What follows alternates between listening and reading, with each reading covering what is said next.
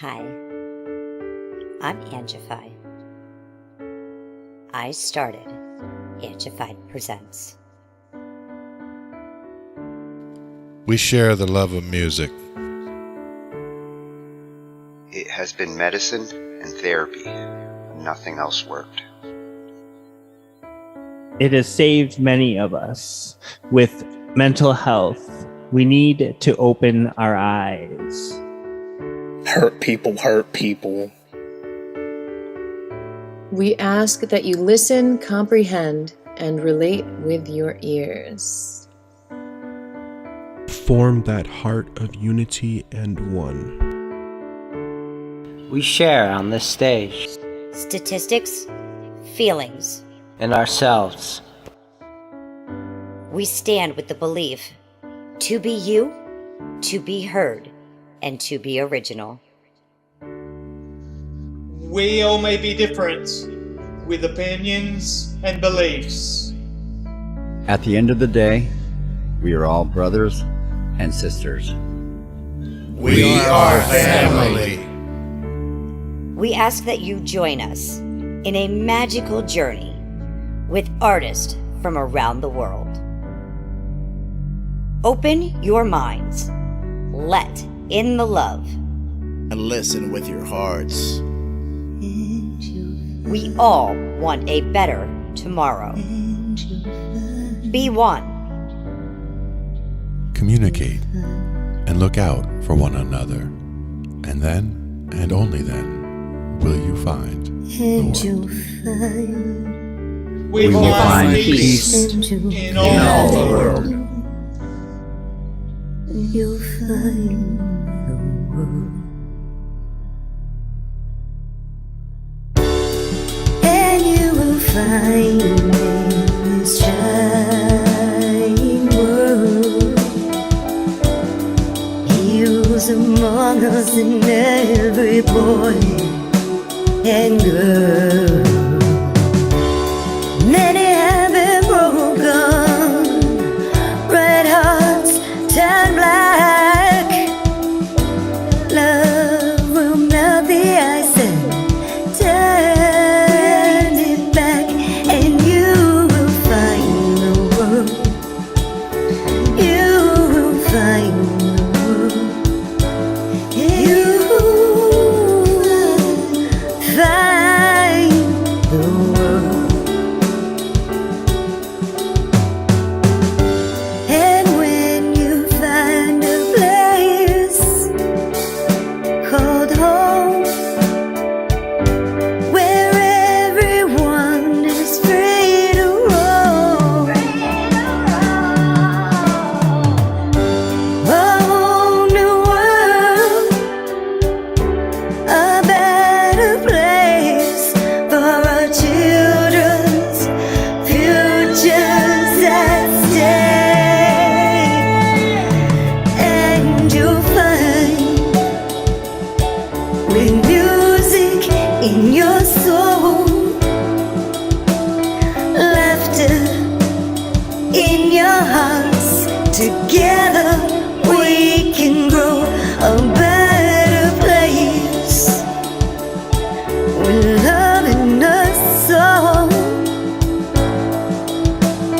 And you will find, together we can save it all. And you will find, and you will find a place called home, where everyone is free to roam, a better place, a whole new world.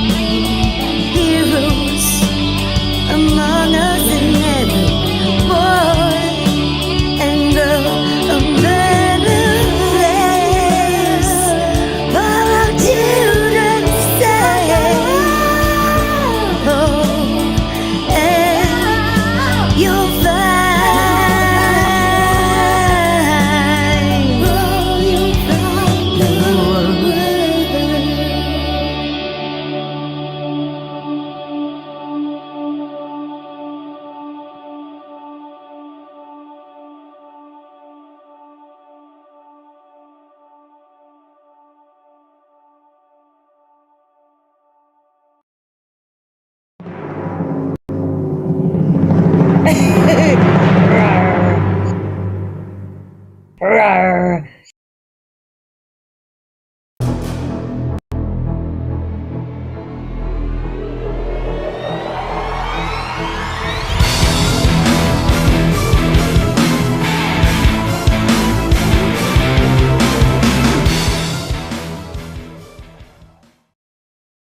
We cover digital, audio workstations and music tools. We explore theory, gear, and MIDI too. How to arrange, compose, and the art of arranging. Taking a look at AI and how the times have changed. On a PC or a Mac and even with a mobile device, we'll be talking about it all every Thursday night. From software to plugins and synths that entice. Dive deep into tech and let creativity take flight. Talkin IT. We're talking IT. Come and join in and have some fun. It's highly educational with a lot to learn. From bedroom producers to seasoned pros, we're breaking it down so knowledge grows.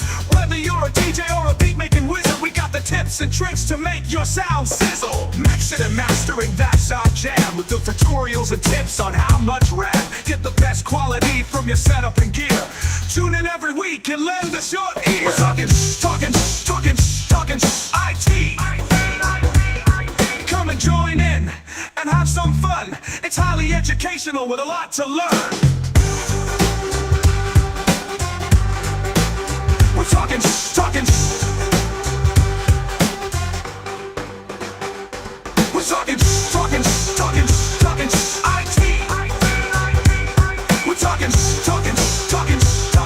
IT. Every Thursday night on Angified.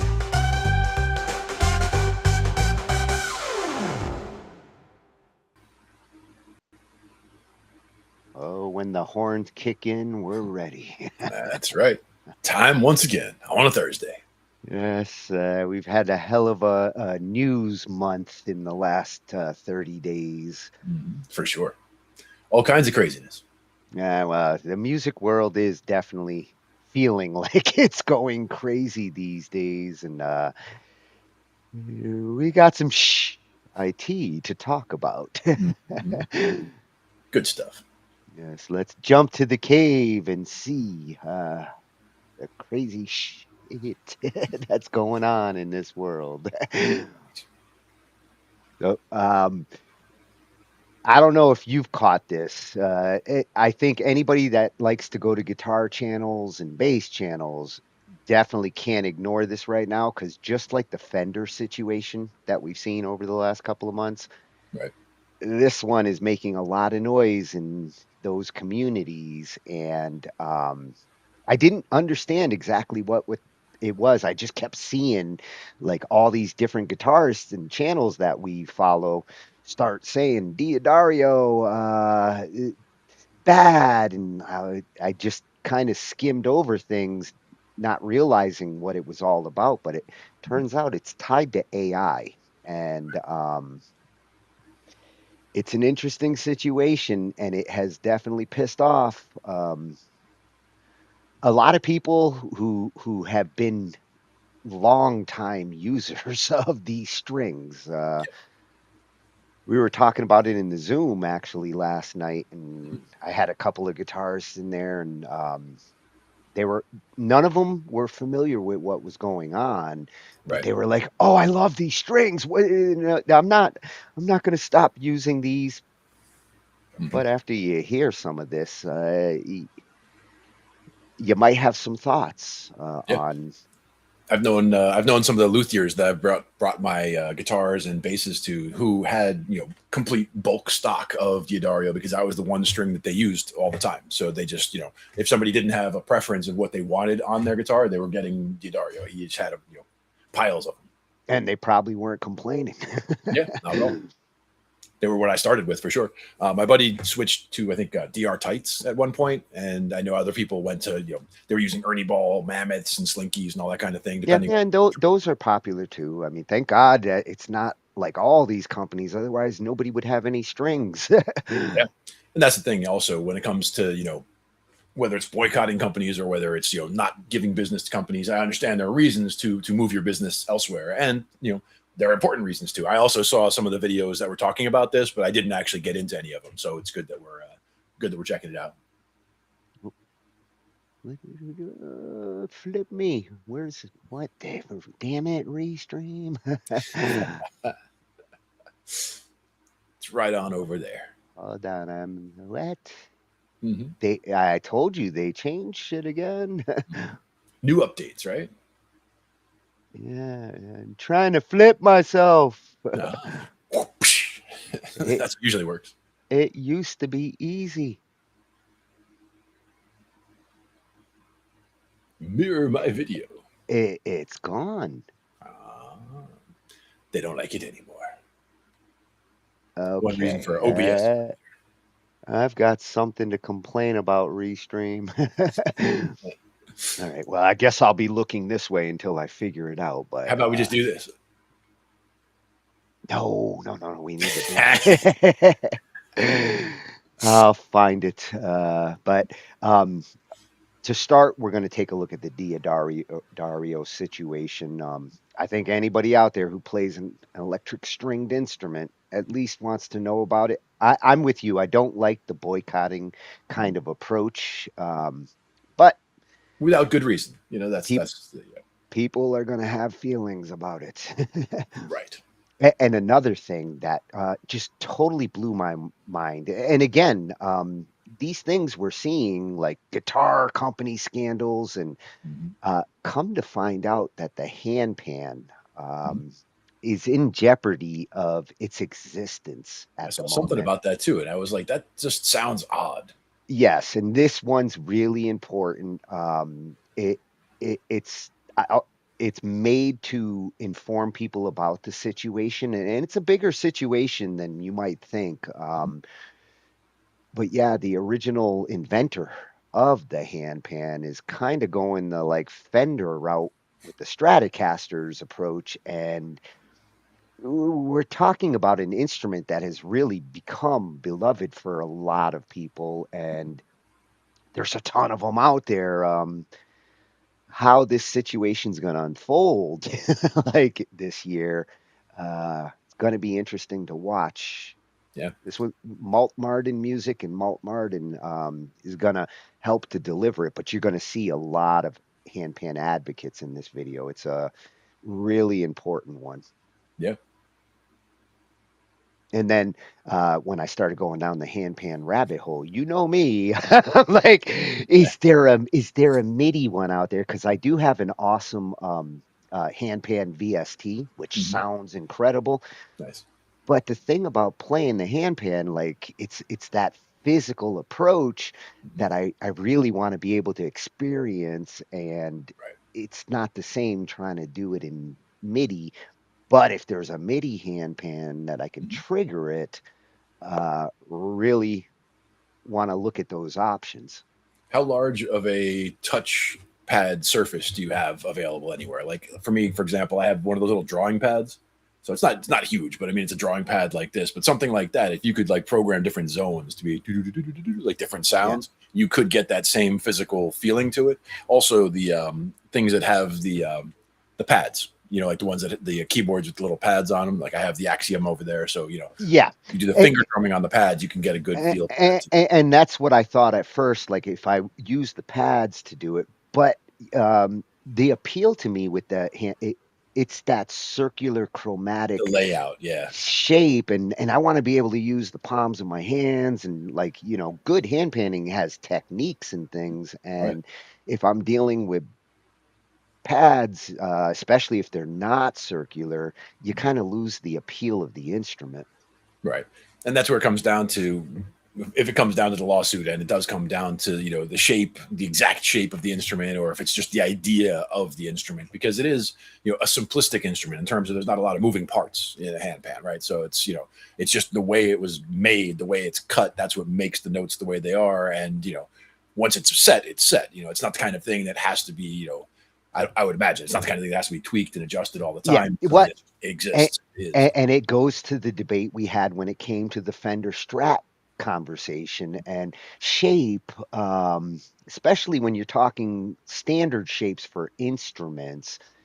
I mean, yes, somebody can make a modified shaped handpan, but should they have to just to justify that it's not copying the original, it's a debate. And it's a question of how the original was protected and when. Those Yeah, things also yeah. matter. Yeah, and here's one that has more of a traditional approach. This looks like the other hand pans, except it's electronic. Right. And I just like with the MIDI side, I also wanted to see what options there might be for, nice electric that you can plug in a line signal and Mhm.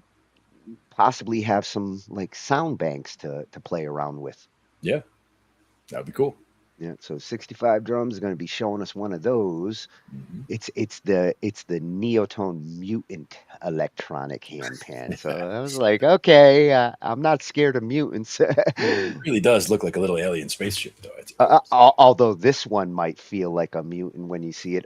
The last two are part of our do it yourself kind of topic tonight. So we're gonna give the hand pan a hand, and then we're gonna look at a couple of do it yourselfers who have built some unique things utilizing woodworking and 3D printing.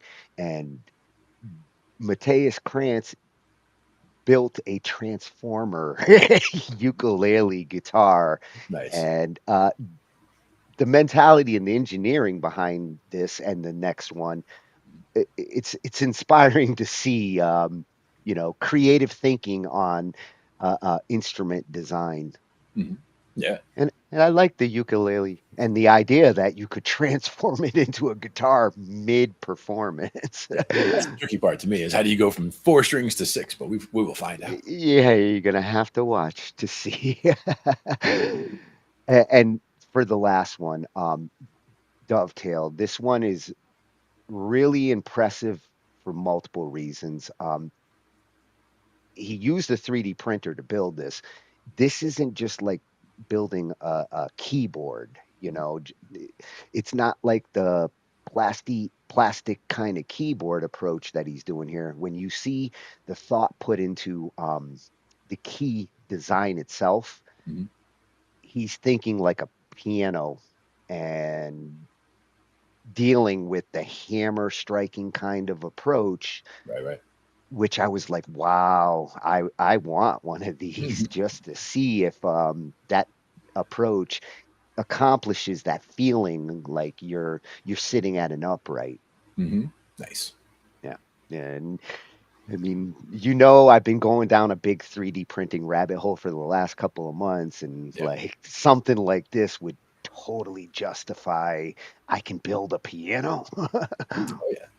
And that's where it comes down to what do you weight the keys with? Like in your case, if you wanted to make a weighted keyboard, like you could print the shells of the keys, no problem. If you've tried to print them 3D solid keys, they probably would be way too light, Yeah. right? They wouldn't Yeah. have the action that you would need. You need mass in there. And that's where you could make each one, a container for a bolt, for example, could be enough weight where you just get a cheap bolt or a chunk of metal or whatever in there as weight. Yeah, As long as or it's in you there, might want it's like- to use a special plastic in those cases. And Right. but the hammer action Mhm. would compensate in some cases for I don't mind plastic Yeah. as long as it's weighted. I've had some weighted keyboards that were plastic keys, but they still felt responsive.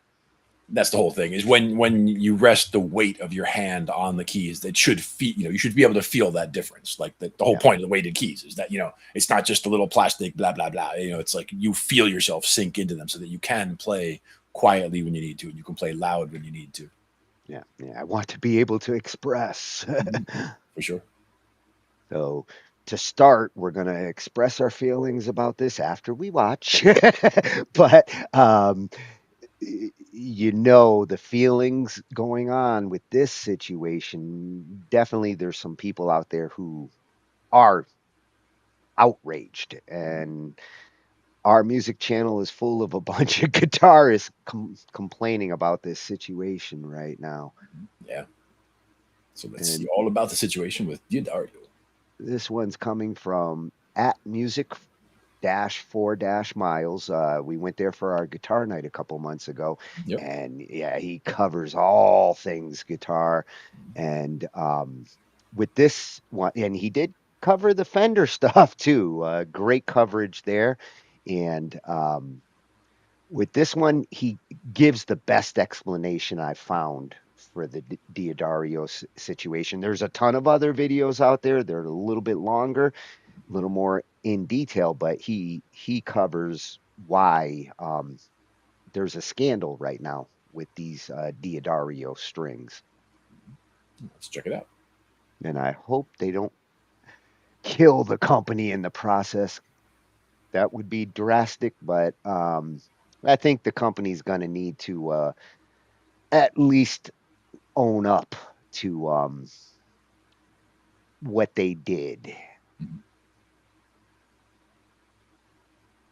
Man, 2026 really is the year of guitar drama. So if you guys haven't heard, over the past few days, one of the biggest names in the guitar industry when it comes to strings, Diodario, has found itself at the center of a new online controversy. Diodario is being accused of using AI-generated tracks to promote their new packs of guitar strings.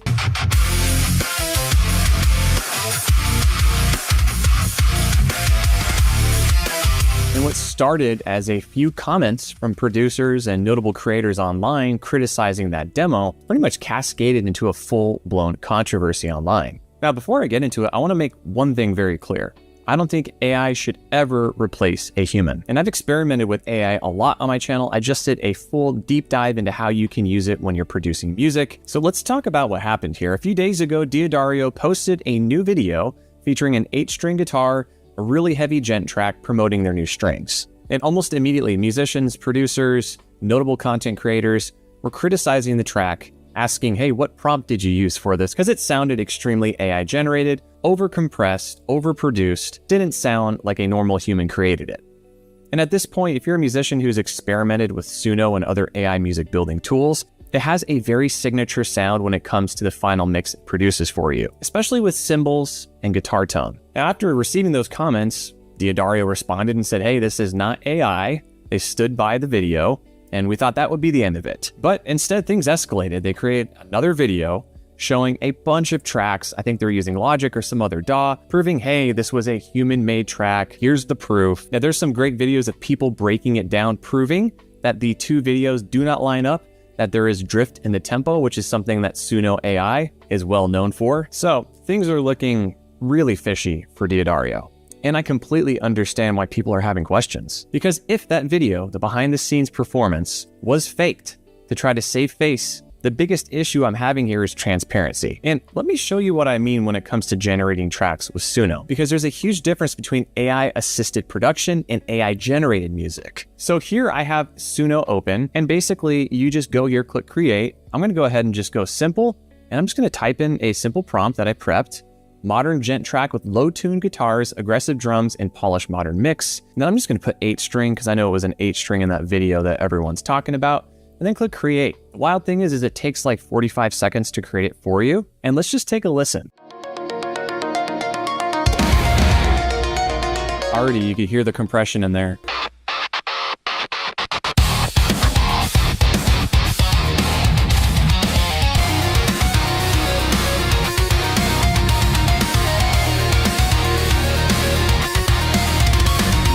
That's the crazy thing about Suno, is they scrape music from other artists and they take riffs, inspiration from other artists. And I could tell right there, that's era. So let's dive into it real quick. First thing you want to do is isolate the track you want to hear. So let's go to guitar. So let's solo this out and let's listen to it on its own.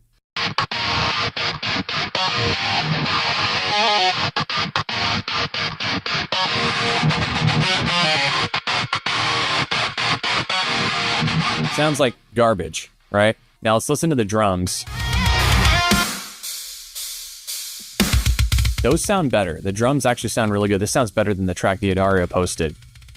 But you can hear in the cymbals, there's fragments in there. You know, honestly, that track was impressive. I didn't write those riffs. I didn't play the guitar. I just described an idea and I let AI take care of the writing. And if I uploaded that to YouTube, I would disclose. I used Suno as an AI tool to write this track, and I re-recorded the guitars, or left the guitars there and wanted to share a cool gent track that I generated off of a prompt. That would be honest. And then you can judge it for what it is. Now, imagine if Diodario had done something similar. Imagine if they said, hey, yeah, we experimented with AI to write this track, but we went through and retracked all of the guitars, and that is the real tone of the new strings that we're promoting. Honestly, I think that would have been a really smart move on their end instead of posting that double down video that they did. But again, to my ears and to many other people's ears, producers, songwriters, people who record guitar very often, it just sounds off. It doesn't sound like a real guitar, and it doesn't sound like a human-generated mix.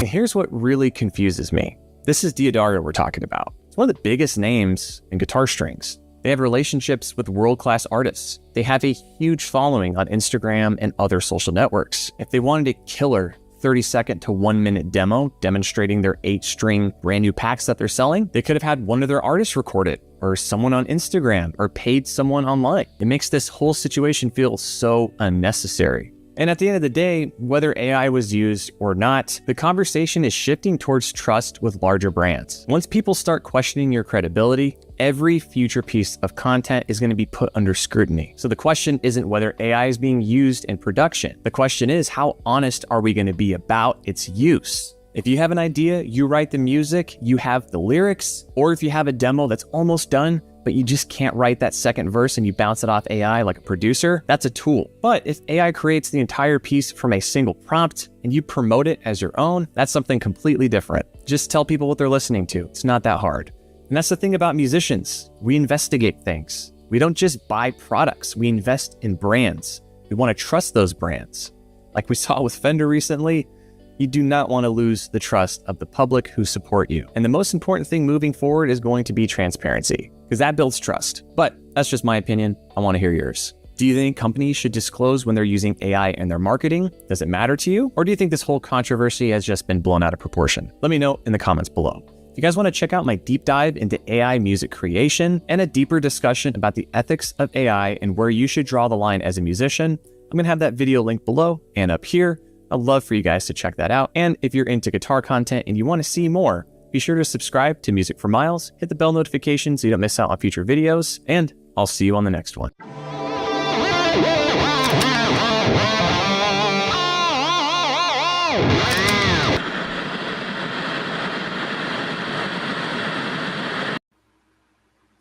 It is the transparency aspect that really comes down to being that important. You really got to make sure you can trust what you're seeing.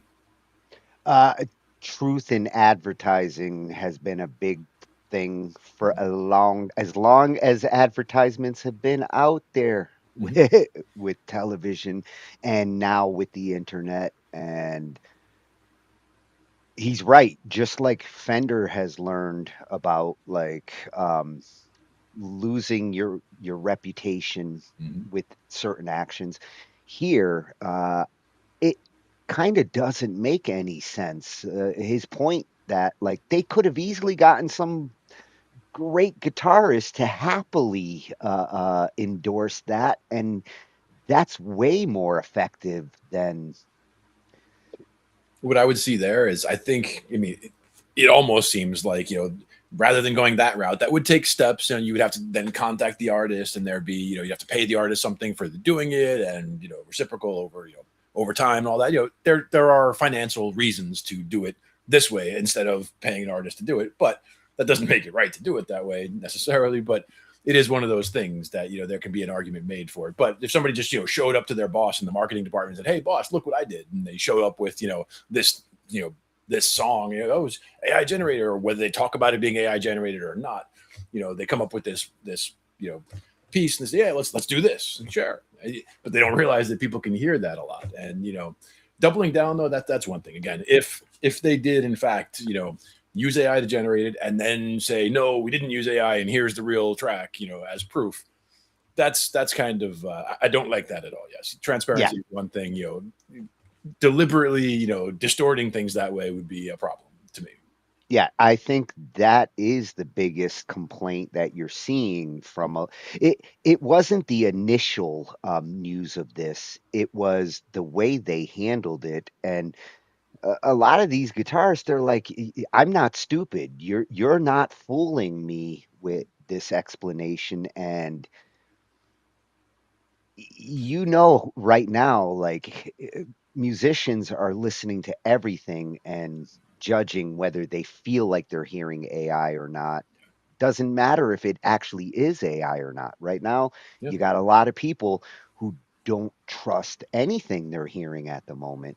Yeah. So you should go out of your way to prove that it's not that. If the entire guitar community starts like pointing a finger at you. Yeah. And I mean, I think there are actual artists who wrote real, human made music that got flagged as AI generated just because, it either came out too polished or there was some characteristic of the music that they wrote that triggered some flags that made it seem like it was AI generated, but it wasn't 100%. It was like, 97% AI generated, but it was enough for them to get, flagged and pulled down for whatever. So, there can be false positives on that as well. Yeah, well, from the looks of this, Mhm. they really did try to say like the tone of this is coming from our strings, and it really isn't. And that, Well, that would be the question. Like again, whether because we just saw the video of the guy playing, right? Like if that was what we were listening to, because there's entirely possible that we were listening to him play those real strings, but the whole rest of the track was AI generated. Is where I'm coming from. Like that's what I'm thinking happened there, and they just didn't want to own up to that, so they showed you this whole big production where like they may have used AI to generate each and every one of those tracks, but they put them all into a project as a person, a human actually, consolidated or put the thing together. so and that would be a point of contention there. If the guitar is actually using the strings that they claim, then yes, it's not false advertisement. If But but then if they're saying but the track was not generated by AI and it was, that's a problem. Yeah. So yeah. I think they're going to have to, instead of doubling down, like Michael says, transparency in this kind of situation with companies like this, more important than ever to be willing to be as transparent as possible, because it's only taken 2 weeks for another big guitar company to now be in this kind of scandal. yeah, and very different reasons, but yeah, Yeah, it's a rough year for guitars. for sure. Telling you, it will go down as a year where the guitar as we know it is now changing into the 21st century. And I'll be keeping up, Michael, at music-4-miles. Great reviews and discussion there. Thank you for telling me the deal on that, because I was confused with all the thumbnails are just like, fuck Diodario, and I'm never using these strings again. I couldn't get any information from the videos. I just got pissed off guitarists. Yeah, exactly. That's the trick.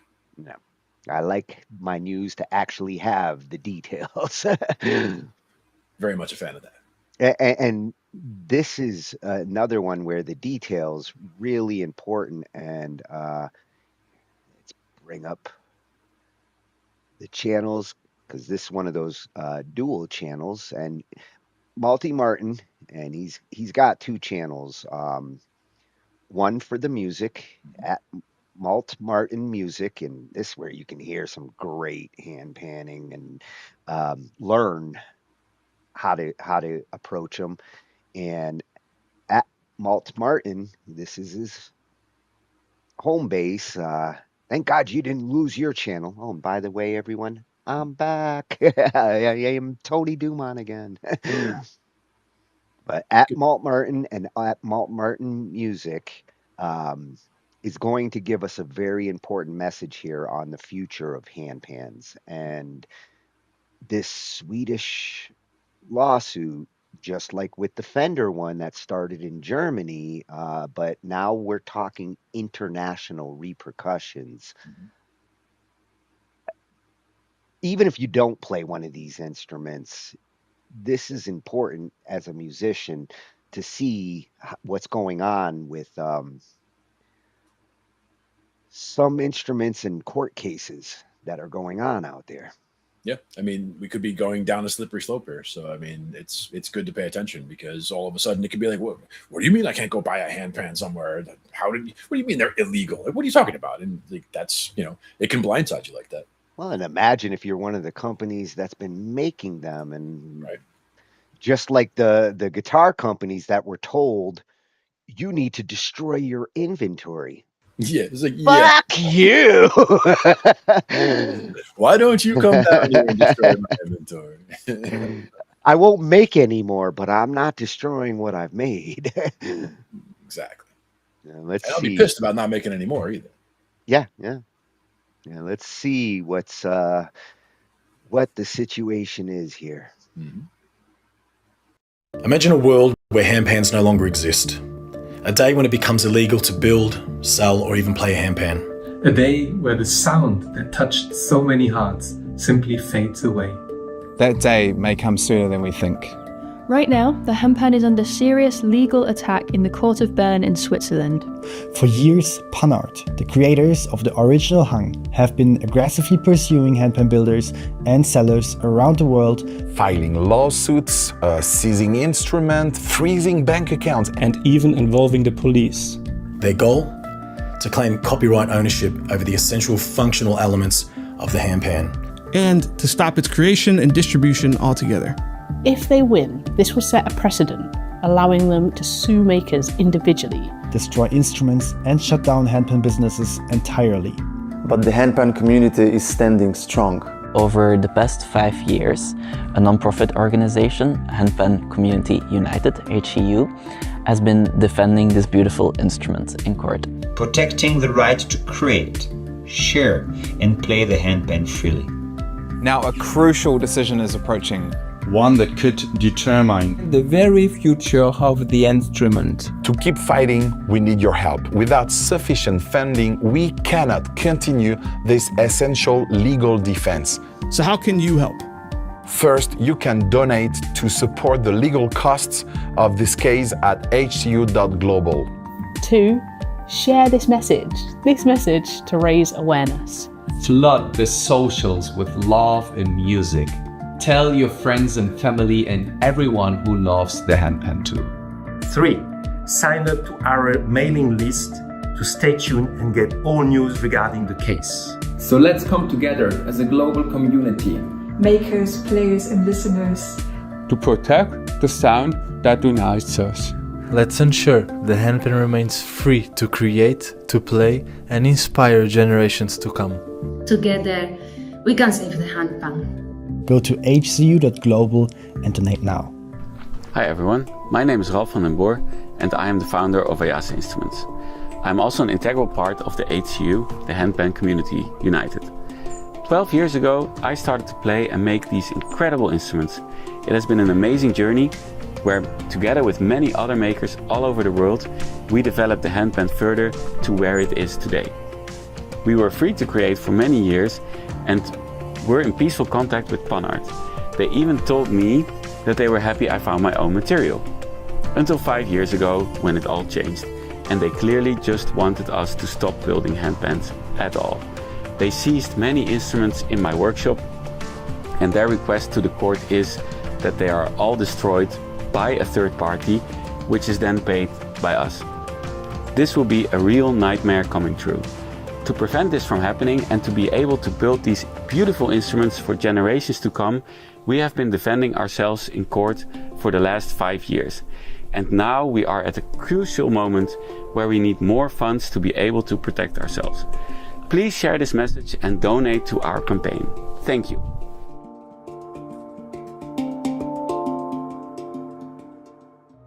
The handpan has done so much for my life.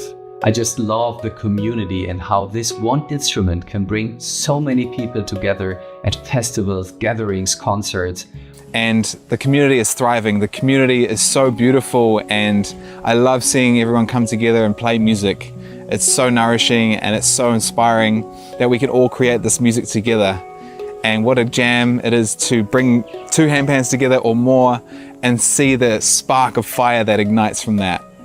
It has changed my life, it has uplifted my life, it has allowed me to express myself on a whole nother level that I hadn't yet experienced. And for me personally, it also taught me to be in a way deeper contact with my feelings, to express my feelings, but to also feel them and get a better person in general. It has empowered so many other people to express themselves. I've been holding sound healing ceremonies, taking people through deep, deep musical journeys to connect with themselves, to connect to their hearts through using the handpan and other instruments. The handpan for me is way more than just an instrument. It's a bridge between people. It's a connector between human beings. It's one of those tools for universal language. It brings peace and joy to this world.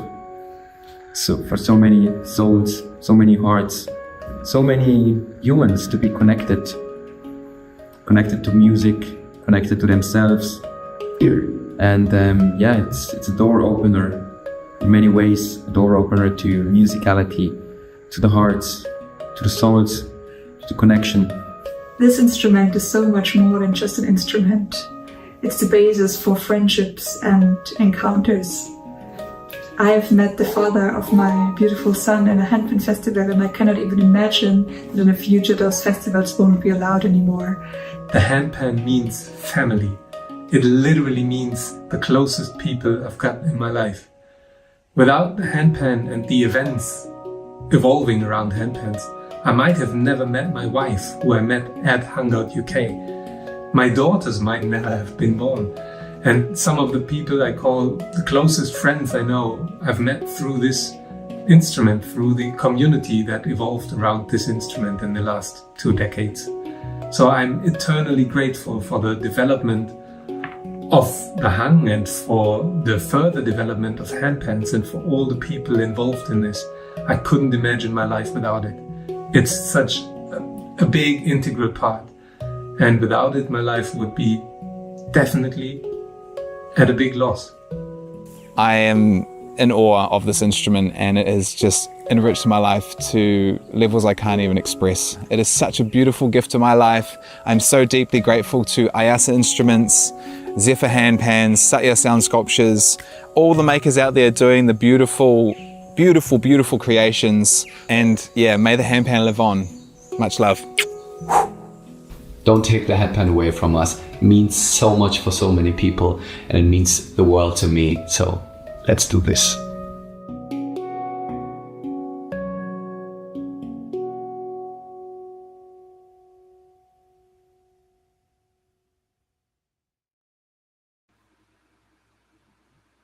Oh, let's do this. Save. Look at that community. I would love to go to one of those like jams where you've got. It reminds me of like drum circles at the Dead. Yeah, exactly. Exactly. Whether it's the Dead, whether it's Fish, whether it's just a drum circle that's just happening because there's people with drums that can come to a place. Yeah. And it's a way of relaxing and communicating at a musical level that, man, I would totally go to one of those. Yeah, absolutely. Bring them to Maine.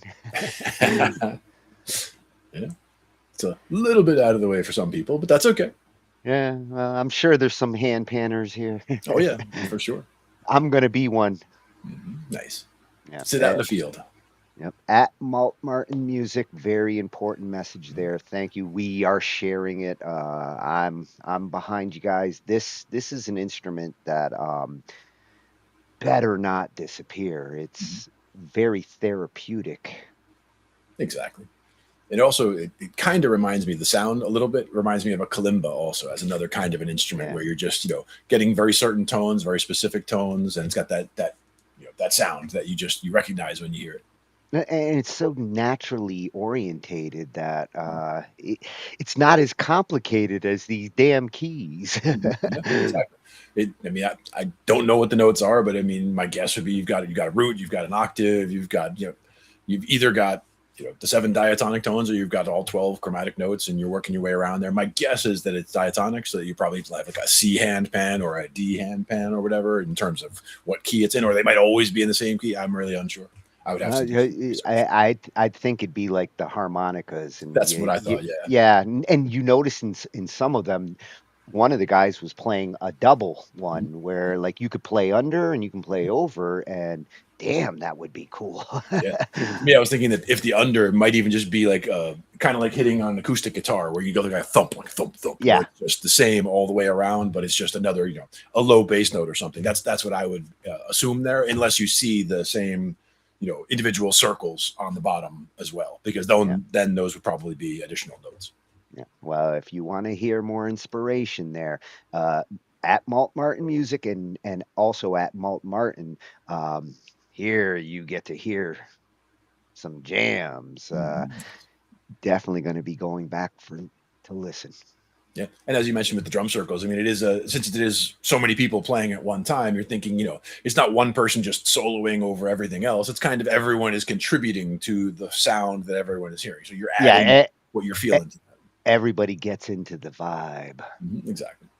And it's one of those instruments that's easy to have lots of people actually make something that sounds beautiful. It's a lot tougher getting like 20 guitarists to actually play nice with each other. Especially because guitars go out of tune a lot easier. I'm hoping that handpans don't go out of tune that way, so that they would all probably stay where they are when they were created. You also get those diva players that just want to go nuts, and I'm sure that there's a few handpanners that are like, I'm gonna triple time this. The big solo moment. Yeah, but it probably sounds better on the handpan. and now, for me, I'd really like to get a MIDI one, even just something that's got the circular approach. This doesn't necessarily look like a handpan because it's designed to be triggers, but it does follow the round mentality that with a good handpan plugin, I could easily see myself going this way. And I want to give a shout out to at MIDI_in as well, because Shiela, she's the one who's actually built this device, and she's got a couple of interesting things here in Peacock Media, where she rolls her own instruments, and I love that. All sorts of interesting MIDI devices here. A MIDI kalimba. I see that. Which is what caught my eye first. I was like, okay, I want one of those too. But there's the MidiPan that we're going to be looking at, and I really want to check out her offerings more, especially if we do a kalimba night. One thing about that, the MIDI-Pan, like looking at it just like that, we were talking before about how with MIDI controllers, you can just go into an app and say learn, and then hit a button, and then it knows what you're doing. Imagine using a controller like the HandPan to play like a video game, like you're running around a fighting game. Just working your way around the pan. I would love to see games actually implement musical instruments more like that. I'd rather run Mario around that world like on an instrument.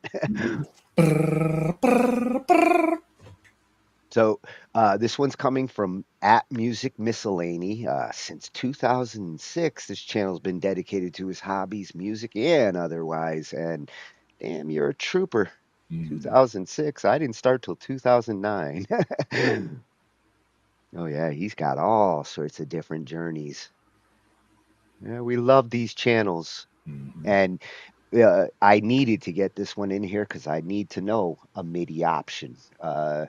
My instruments, I like to trigger things, and this MidiPan does look like a very interesting approach without taking up a ton of space in the room. Nice.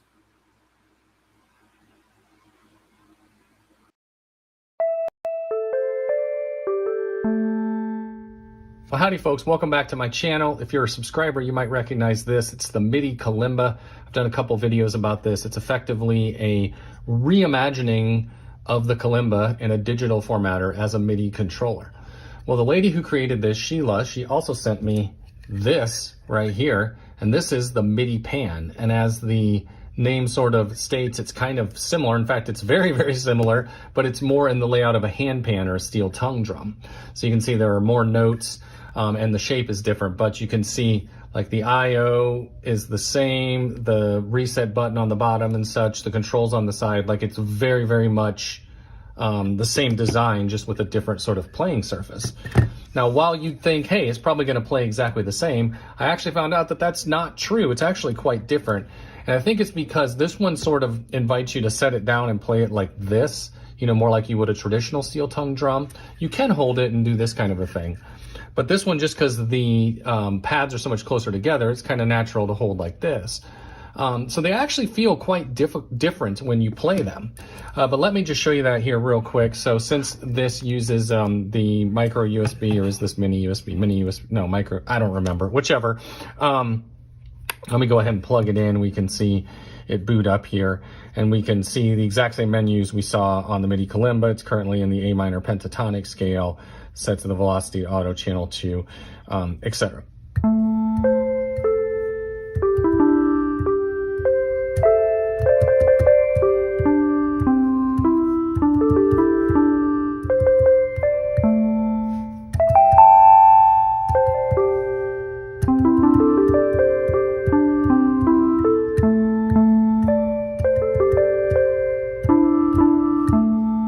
What I'd like to do is actually compare this to a real steel tongue drum. So over here, I have my Luna Bell from MidiPan.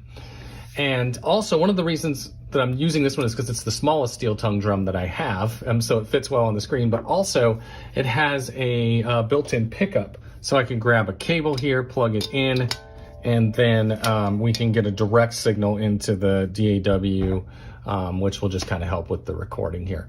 So one thing that is different on this over here, the center pad is the lowest note on the drum. And also this note and this note are the same.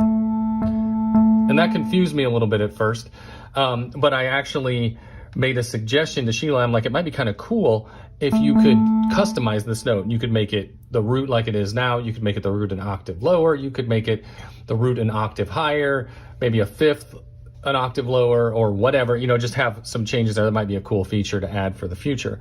Over here on this one, so this tongue is actually the A, and this tongue is actually a lower note. So let me just show you a real quick improv on this one.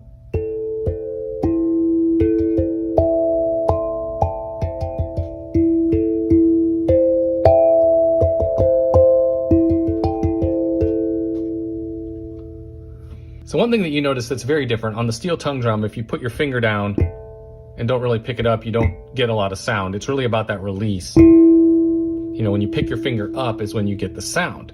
So over here, if I touch the pad and release real quick, I get a really quick note. If I hold the pad,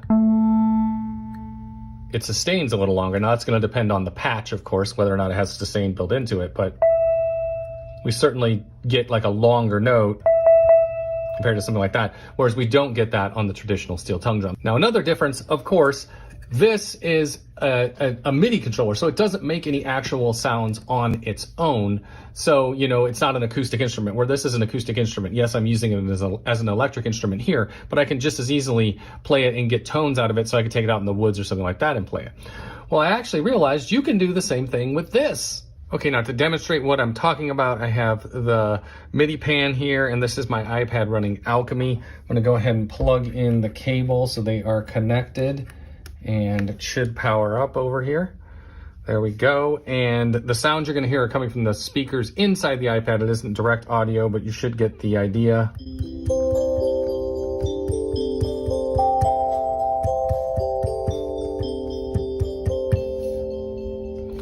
So that's what I'm talking about. Now, I'm not going to spend too much time on this because I'm planning to do another video later this week where I showcase this setup. Now, of course, you don't have to use this solely as like drum type sounds. You can use it for anything you want. So here I have like a synth pad.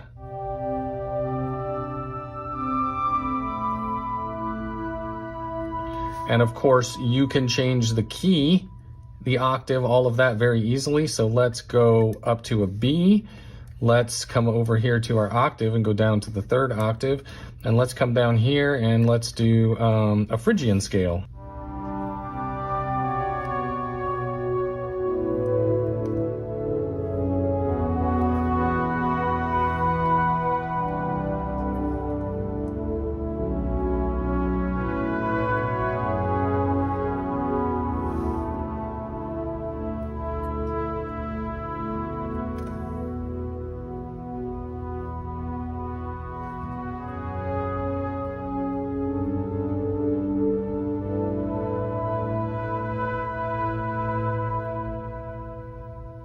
Okay, one other trick that this thing kind of has up its sleeve, on the scale menu here, you can obviously cycle through a lot of different scales, but if you go all the way to the bottom of the menu, there's one here that says Kit, and that puts it in percussion mode, so then it'll work as a percussion surface.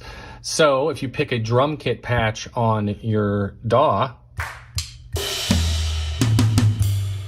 now I am not much of a finger drummer, but if you are, this might appeal to you. Let me just try it real quick. Whoops. See, I already lost it. Let's try that again.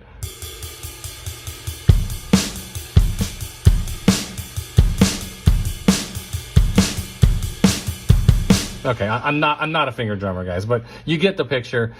Okay, so there you have it. That's kind of a quick little overview of the MIDI-Pan from Peacock Media. You can see the logo down here, and I will put her link to her store and her YouTube channel in the description. And don't forget, there's this one as well. You can get both those there. And she has some other really cool products as well. So if you're into this kind of stuff, it might be a cool website for you to check out.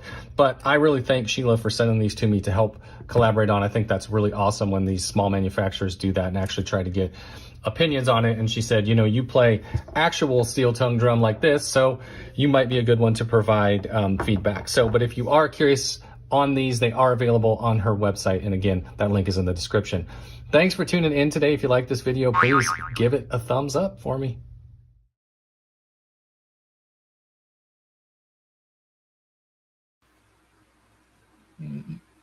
Oh, my brain just boinged like that. Very cool. I like it. Well, yeah, I love it for getting the handpan sound approach, but when you start to see it used in like, you know, pads like that, or with the, I don't know if on the finger drumming side, the circular approach would work as well for me, but I really liked it with the with the synth pads and the possibility of like certain chords, because I see the circle of fifths when I'm looking at it. Yep. And depending on the patch that you use, you're playing with a circle of fifths controller. Yeah. And the fact that, you know, if it's 12 controllers or 12, you know, spots that you're hitting on there, and it's a pentatonic scale, you've got more than 2 octaves to work with there. But also as a pentatonic scale, you've only got those 5 notes. So they all, no matter what anybody's hitting in the room, if they're all in the same key, they're all going to sound good because it's all the same 5 notes. So they work together very well. Yeah. As a controller, definitely I'd like to add this to the different MIDI controllers that I have in this room. That one I could see approaching in a different way than these keyboards and these pads. And that is the key sometimes. It's what it inspires. Like, you know, my buddy would tell a story about a 12-string guitar that he went to a store, tried the 12-string. It inspired him to write a song on the spot, and he bought the guitar, brought it home, and, you know, made the song final, you know, like as he got it home, because the instrument, you know, spoke to him with that song kind of thing. Yeah. For me, it's like the patches in the keyboard. You know, the keyboard doesn't really change much. Yes, weighted or springy plastic, but it's the sounds that I get that make me want to go and write a song. Yeah, exactly. And even the Selviano, the piano that I have downstairs, the weighted keyboard, it's only got, I think, 8 or 9 sounds in it. It's like not got a lot of sounds, but it's got, you know, a good piano. It's got an electric piano. It's got a harpsichord. It's got, you know, things like that. It's got organ sound. So, I mean, you can get a bunch of different things, but by changing the sound and then just playing around in the same keys, it inspires completely different things because it sounds completely different. So that's where even just a couple different sounds can really get you, you know, you're in a funk on the piano, like switch it over to the organ, and all of a sudden everything sounds different and feels different. So and thankfully nowadays it does output MIDI. So if you don't like the sounds that it's making, you send a MIDI signal and make something else make the sound. That's the beauty with MIDI. Exactly. It's why I chose to become a keyboardist, because I had more flexibility. I didn't have to go buy special strings or get special pickups. Exactly. At Music Miscellany, awesome review there.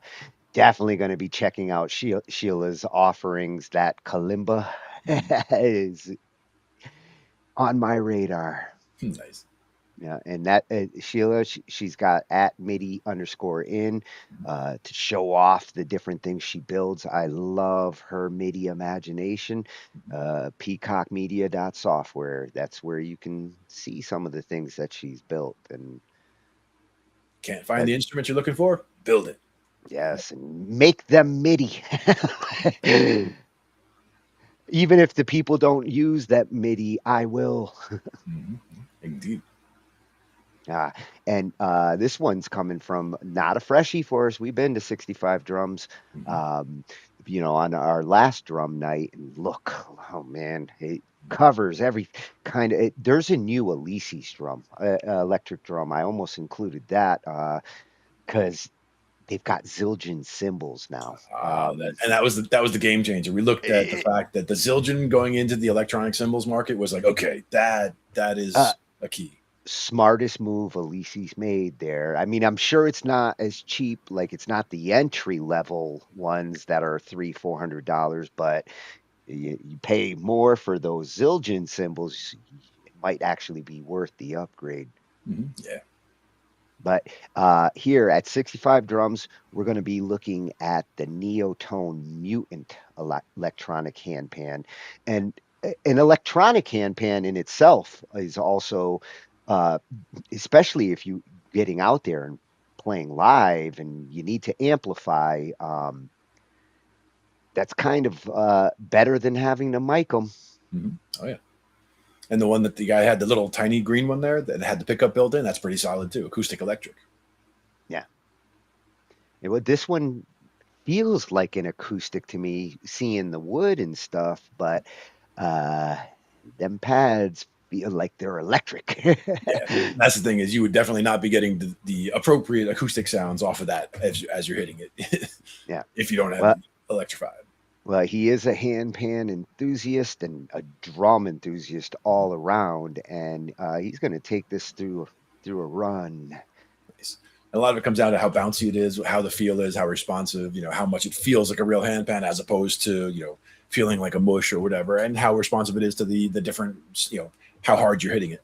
Well, and with this one, what I like is it's more size proportionate to the ones that, like, hand drums. I like the idea of being able to use different parts of my hand on the instrument. Sure. With the MIDI one, it's more of a pointy thing. But yeah, and I'd like the option to get a small one for right next to the keyboard, and a big one I can go sit in the corner and just go nuts. Yeah, there you go. Nice. Let's see this thing in action. The Neotone Mutant electronic handpan.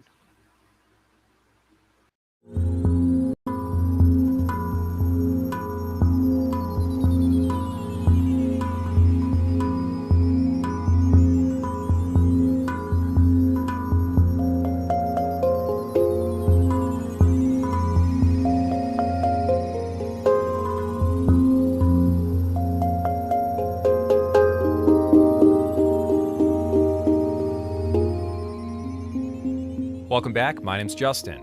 Today I'm doing my first impressions on the Neotone Mutant. This is an electronic handpan, which, believe it or not, is a whole category of electronic drums. Let's start off with who exactly is buying these types of things.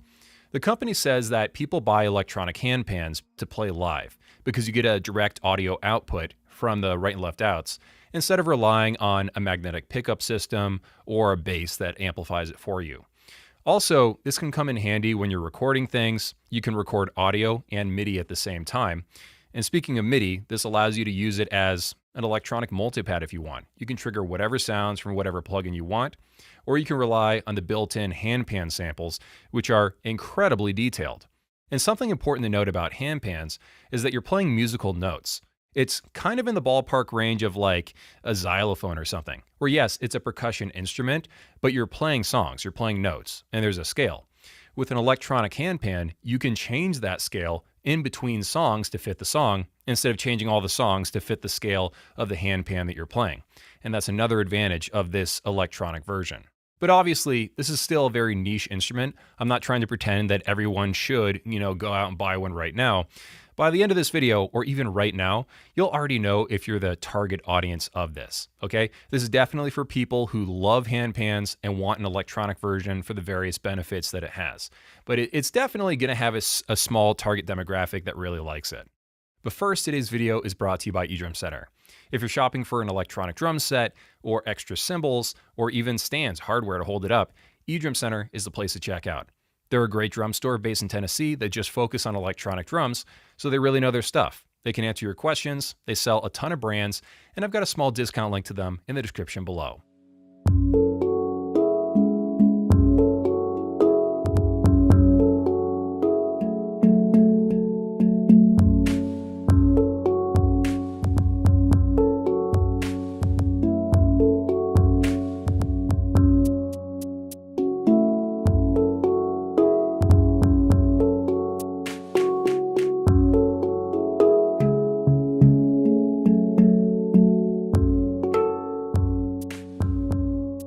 The body, the shell, is really nice looking. I think going with a wooden shell was a nice idea because it immediately lets you know that it's an electronic device, but it brings in the sort of natural vibe of wood to sort of enhance the overall aesthetic of it.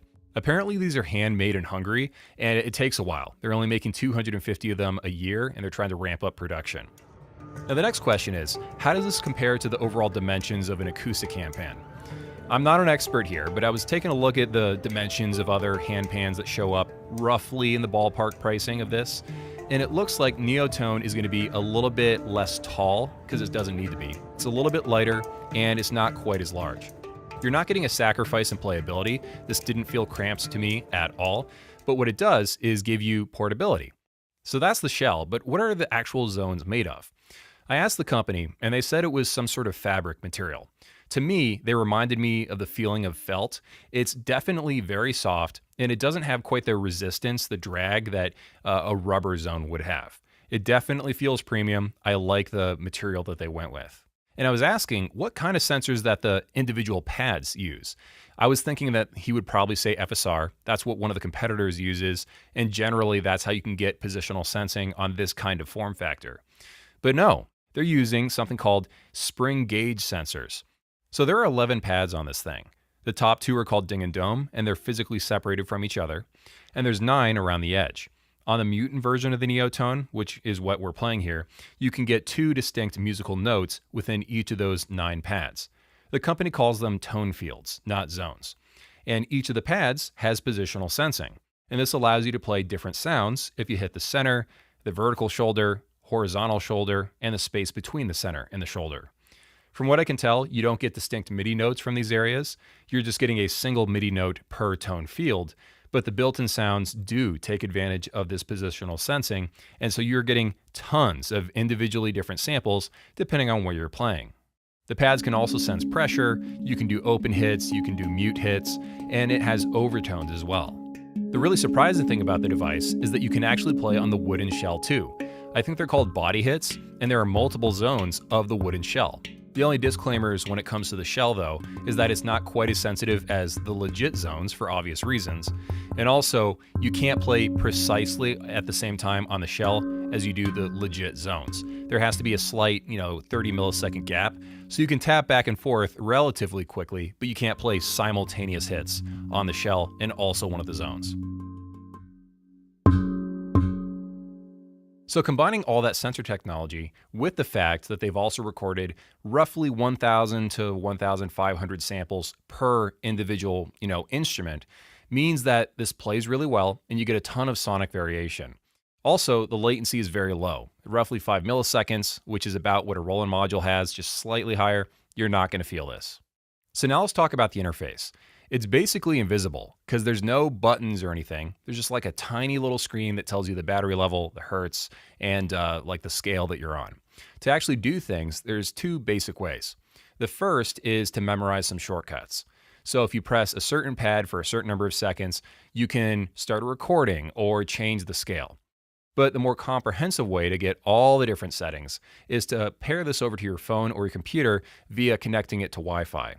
So you go to a web portal, there's like a website, and then you can adjust things like, the scales, the notes, the recordings, the trigger settings, all that deeper stuff. If you turn the unit upside down, you can see that there's a headphone jack, unbalanced master right and left outputs, 5-pin MIDI in and out, USB for MIDI, and an expression pedal port. And like I mentioned earlier, this also can run off of battery power, which could come in handy if you just want to play by yourself with some headphones. But if you're going to play live or do recordings, you might as well just plug it into a wall because you have to, plug in audio cables anyway.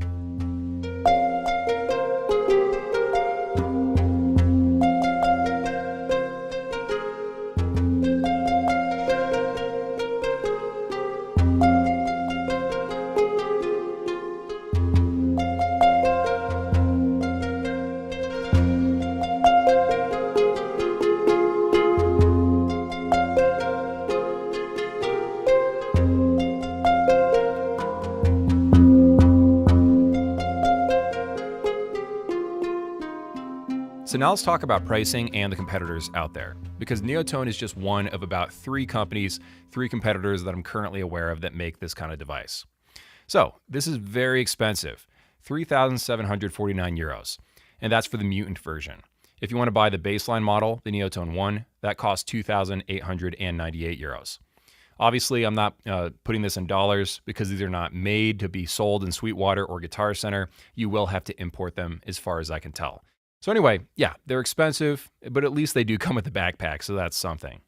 To give you some context, right now, an acoustic HandPan that's pretty decent, that's pretty nice, will be around 1,500 to 2,000 euros. There are some a little bit more expensive ones that creep closer to 3,000, but in general, like the really decent HandPans, as far as I can tell, they're around 2,000 euros. And the other electronic competitors, they tend to be around 1,500 euros. So Lumen uses a aluminum shell instead of a wood one, and it has a built-in speaker system that can run off of the internal battery. So you can actually play it as a truly standalone instrument without even headphones or connected to a speaker system. That's probably its one big claim to fame. The Lumen HandPan uses rubber pads that have FSR sensors, and each of them are divided into 5 zones. So it can detect up, down, right, left, and then a center zone. They can sense pressure, you can mute them, you can play harmonics, and it also has a really interesting swipe control that allows you to adjust the volume, the scales, and the sound without having to sort of memorize shortcuts. Though the thing is, you have to be careful with it because you can bump it accidentally. So there's some muscle memory involved, at least when I played it. It includes the bag, and the price tag is 1,511 euros. Competitor number 2 is the WavePan. I actually haven't seen or played this one in person, so this is the one option that I can't really give you first-hand experience with. This is made out of metal, laser cut, powder coated, and assembled by hand in Germany. It's got a very clean, minimal look to it. I actually like the aesthetic of this a bit more than Lumen, even though they're both using metal. They say it uses 50 sensors, it can trigger body hits, and the one thing I'm a little bit confused on is whether or not it has positional sensing. Their website just doesn't have a ton of information on this. It has pedal support and a pretty sick looking case. I love the way that looks. And the biggest difference between this option and the other companies is that it doesn't have built-in sounds. This is a MIDI controller. You're going to need a computer to run the sound plugin that they give you, and also you're going to need a DAW to run that plugin. Price tag is 1,450 euros. So you're definitely paying a premium if you decide to go with Neotone. But this doesn't seem to be a problem for the company because they only make 250 of these a year by hand, and they sell out of them all the time. The company says they're on a 5-month waiting list, so even if you wanted to buy one, you'd have to wait around. And then on Talkin, it says that they currently have roughly 12 to 15 week waiting periods before they'll ship one out to you. So obviously there is a demand for this kind of niche instrument. And key word, this is niche. This is for people that probably are already HandPan enthusiasts, that already have really nice, expensive acoustic HandPans, and they want to add this to their collection as an electronic version, as a tool for certain situations. So overall, fantastic product, very niche, not for me, but it does what it does on a very high level. Thanks for watching, and I'll see you in the next one. Mm-hmm. Kick-ass review, Kevin. Oh yeah. And I like that he showed, some alternatives, and on the competitor side, this Mutant, I like that wood approach. I think that was a smart move on their part. Yeah, actually, I like the look of all 3 of them. Like they all had a kind of a cool vibe going on there, and clean, minimalist as far as not a lot of bells and whistles. Like you don't need that stuff on there because it does what it does. Yeah, that second one had some interesting features. That ability to actually do some like volume and tweaking with that. But like he noticed, like you can accidentally, you got to be more precise if you're dealing with that. And I like the idea with the HandPan of not having to worry so much about. I like that the pads can actually sense things the way they do, and the ability to like multiple zones is important for sure, because that's one of the ways that you can turn it into a larger instrument or a more functional instrument by using those different zones. Like with a percussion kit, you know, you have the whistle, the slap, the this, the that. Like each one, you know, you can have a lot more sounds using all those zones. Yeah. As MIDI is now getting into MIDI 3 and MPC, all these additional MIDI controls, these kinds of things and those additional sensors really are going to take advantage of things. Can you imagine, you know, that MIDI controller that we saw that like reads gestures and distance, incorporating stuff like that with stuff like this? And imagine if you're holding your hand above the HandPan and another triggers adjusting pads. Sure. And the one that had the incorporation for a foot expression pedal, I thought that was pretty sick too. Yeah. Even if I'm playing this, it'd be cool if I could do something with my, you know how drummers are. They want to use every appendage they have. And even get the guitar players involved, the ones who like to, you know, do the little pedal dance, you know, where they go, wow, wow, wow. Get that thing. Yeah. I need a whammy bar for my hand drum. That was at 65 drums, Kevin. Killer reviews. That's how you do electronic drum reviews, man. Yep. I'll be back for every one of these kits, all 2026 kits. That E-drum place in Tennessee looked pretty cool too. Yeah, he definitely has some cool rooms he gets to go into. Now we're going to get to the do-it-yourself portion tonight, and Ange is the one that threw this one at me, and I was like, how is this gonna work? I saw this one come up in Yeah, Mateus Krantz, we have been here on our guitar nights, and hell of an engineering challenge here. He got his degree from IKEA. Please subscribe. This is an engineering genius. Every one of these. Right? Yeah, well, we've been to the gun piano. I've seen that one, and the gas-powered electric guitar. We also watched that one night. Yes. But this one in here, you can see a little sneak preview of it in that little thumbnail. A ukulele that transforms into a guitar mid-performance. Mid-performance, that's the key. I'm not saying you can't do it. I'm just wondering how the hell you are gonna. I'll be impressed. The ukulele, an instrument that is inexpensive, portable, and easy to learn. But it has one big problem. It's a ukulele. It's the only instrument where getting good at it actually makes people respect you less. But today, let's change that. Let's make ukulele cool again by building one that transforms into a guitar. But this will not be easy. So let's start with problem 1. Ukulele neck is short, guitar neck is long. So how do I make this neck magically grow 10 inches? Well, I did some research and I found this instrument, which is called a theorbo. It had already solved this problem by making the neck fold out. So let's try that.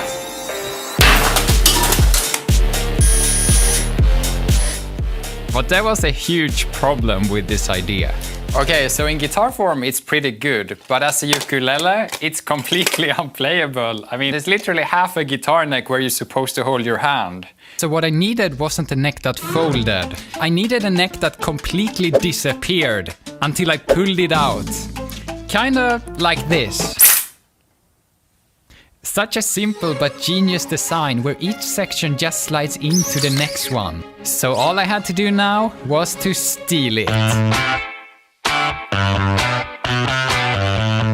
Well, turns out it wasn't that easy to apply this to a functional guitar neck, because after it slides out, the fretboard also needs to somehow rise up to be in exact level with the previous part. But it wasn't a problem a sleepless night couldn't fix.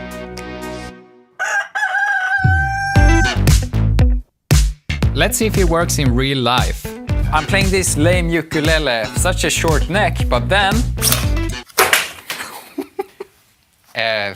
okay, anyway, attempt 2. Now it's a stopper here, so when I push it out...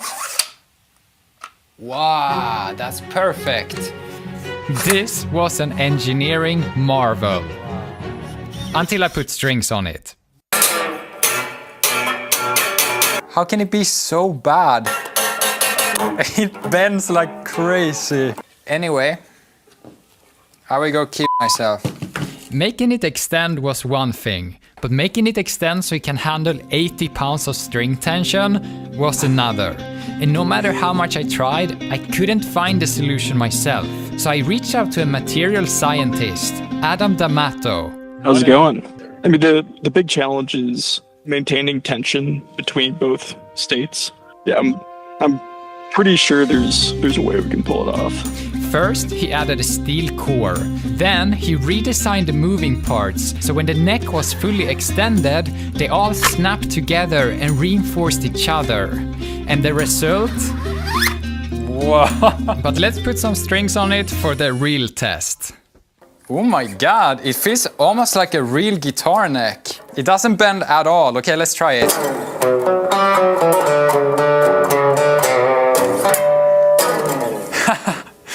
I love Adam.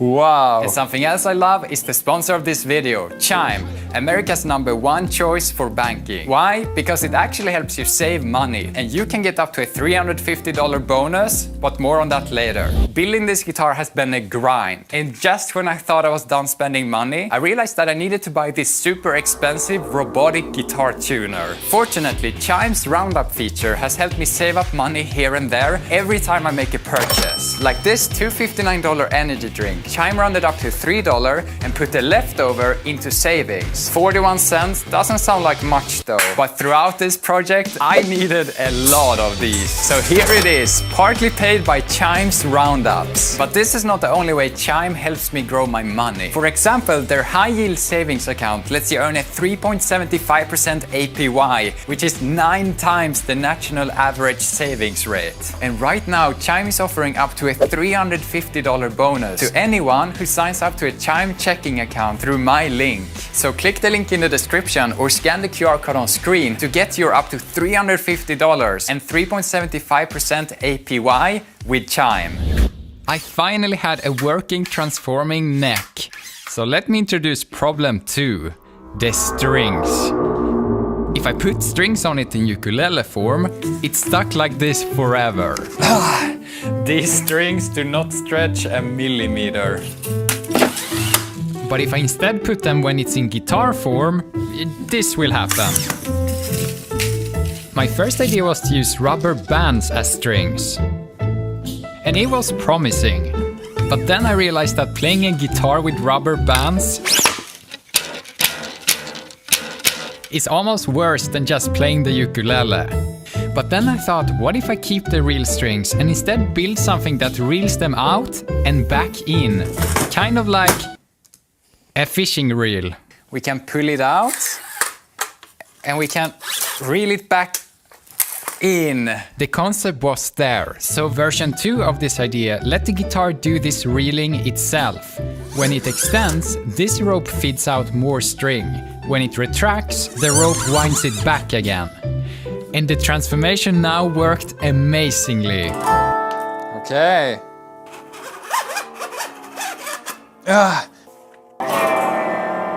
Okay, maybe not amazingly. The tuning was completely random.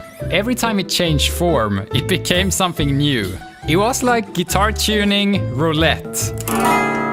Ah, damn it, completely lost it. And at first, I didn't understand why.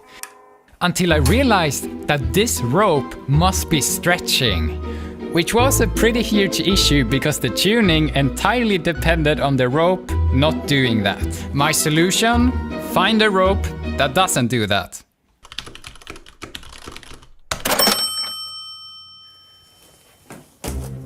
And there I had it, a rope that didn't stretch. Wow. Let's put it on the guitar. Okay, but that's easy. Let's see what happens.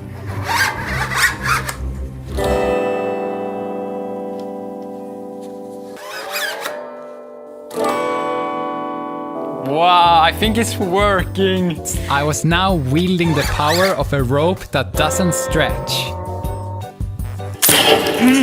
My God. But it did break. A lot. The entire guitar just exploded. I hate ropes. So I started to think of ways to eliminate ropes from my life and this design. After a lot of thinking, I found a loophole that can simplify this design a lot. If the guitar strings was just long enough, they could actually wind up themselves thanks to these strategically placed rollers. The catch? I needed some ridiculously long guitar strings, like twice as long as normal ones. And the only way to get this was to have them custom made. And 20 days later, they were finally here. So let's put the strings on and pray that this works. Okay, let's do this.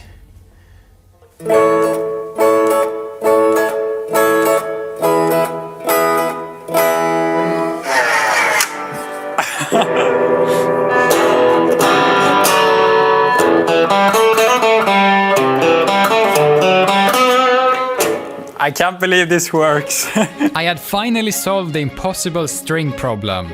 But visually, it was just a neck becoming more neck. So it's time for the big transformation of the body. So the ukulele needs to go from something like this to this. So I started looking into ways to achieve that. I first found this mechanism, which would be perfect if I wanted to make a banjo.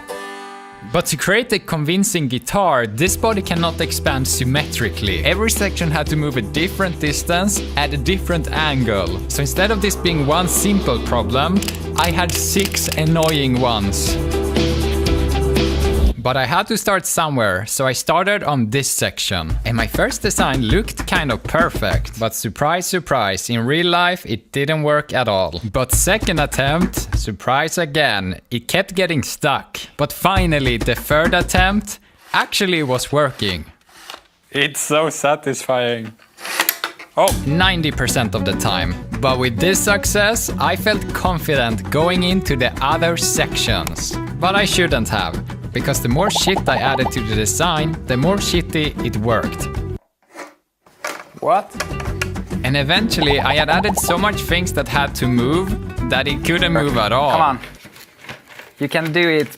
Evolve. But instead of continuing abusing my ukulele, expecting it would magically start to move, oh shit. I decided to bring in some expert help. This cannot move outwards because of the hub. And switch out the plastic parts to metal. It works so well suddenly.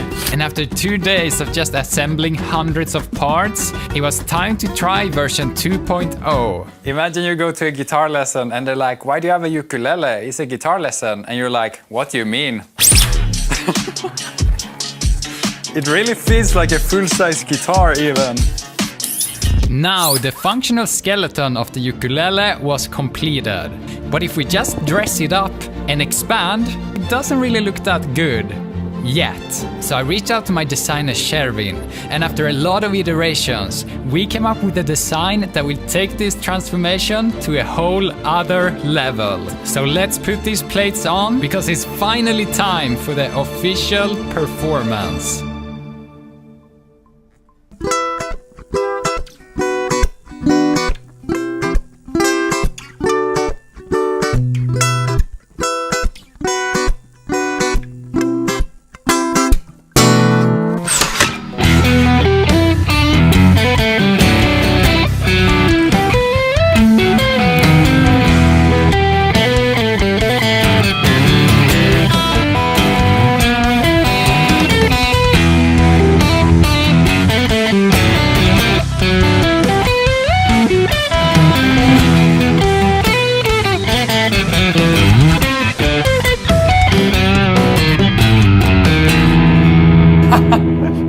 This thing is amazing.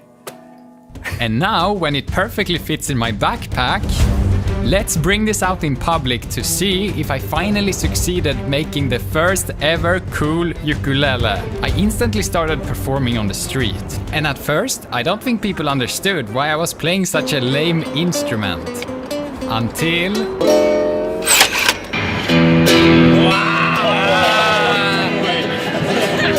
And from that point, I started pulling it out everywhere. This is ukulele. And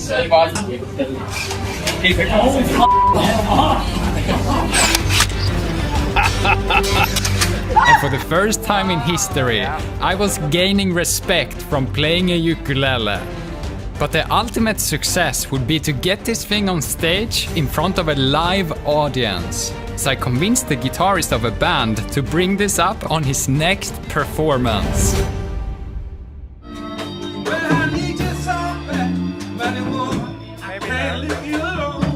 But when it was time to transform, it got a bit stuck. But eventually, it happened.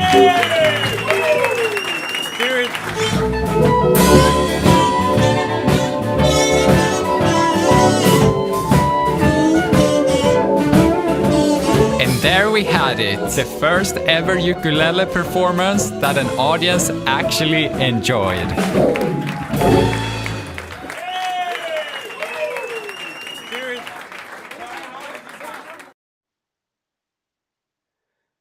Oh my God, I thoroughly enjoyed that one.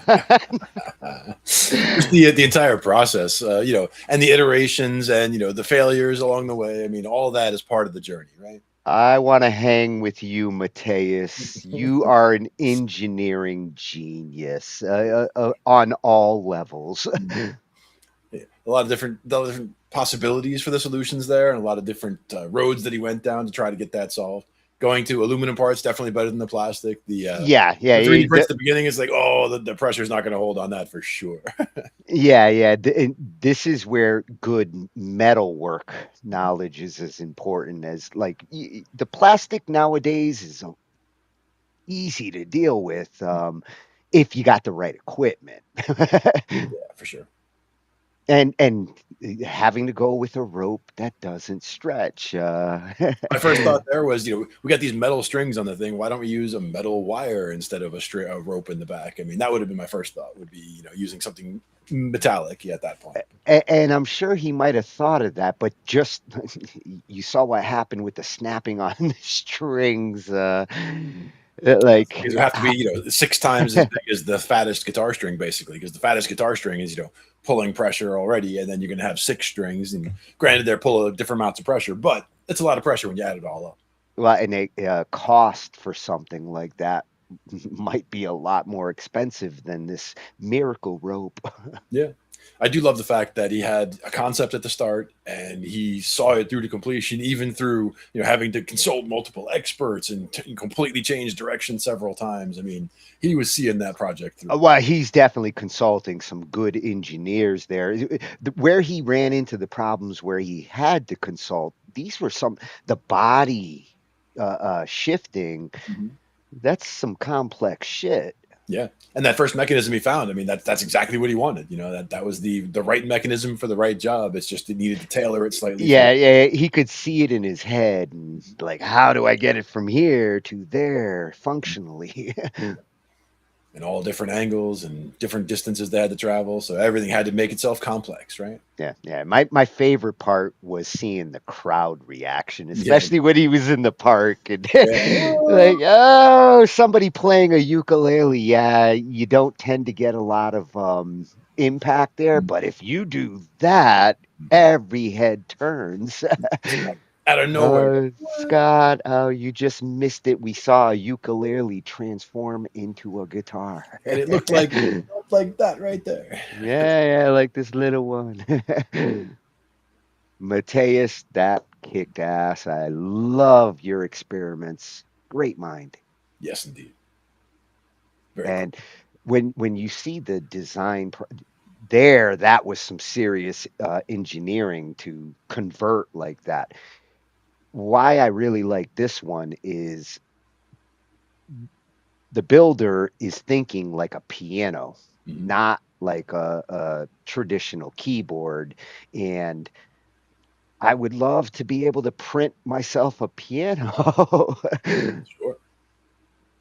Yeah, this Sounds one's like a coming good idea. from Dovetail, and I've been here because I've been going down the 3D printing rabbit hole, and if this works the way that I could see other companies like thinking their key strike mentality a little differently with Yeah. this approach. Even just looking, for example, at kick drum pedals as an example, like chain drive versus cable drive, or like there's all these different ways you can do a kick drum pedal, and they've had a lot of experience doing it. So looking at that mechanism is also, you know, the same idea as the piano stuff. So looking at some of the materials they use and the engineering designs they use for those pedals would also help with this kind of thing. And considering the beating that kick drum pedals take, plastic's a little trickier there, but here it can work. Exactly. It's a small pedal. Yeah, tiny little kick drums all up and down the piano. There's just a bunch of them. At least 88. For me, yes. This is a 3D printed piano that actually plays, and I spent the last 6 months designing, prototyping, and testing it. See, growing up, there was a problem. In real acoustic pianos, each key has over 100 moving parts, so acoustic and electric pianos feel and sound completely different. But for over a decade, I only practiced on electric pianos, and if you're pursuing piano seriously, that's terrible for developing proper technique. So when I found the maker community this year, I asked a simple question. How hard is it to 3D print a piano that rivals a real acoustic one?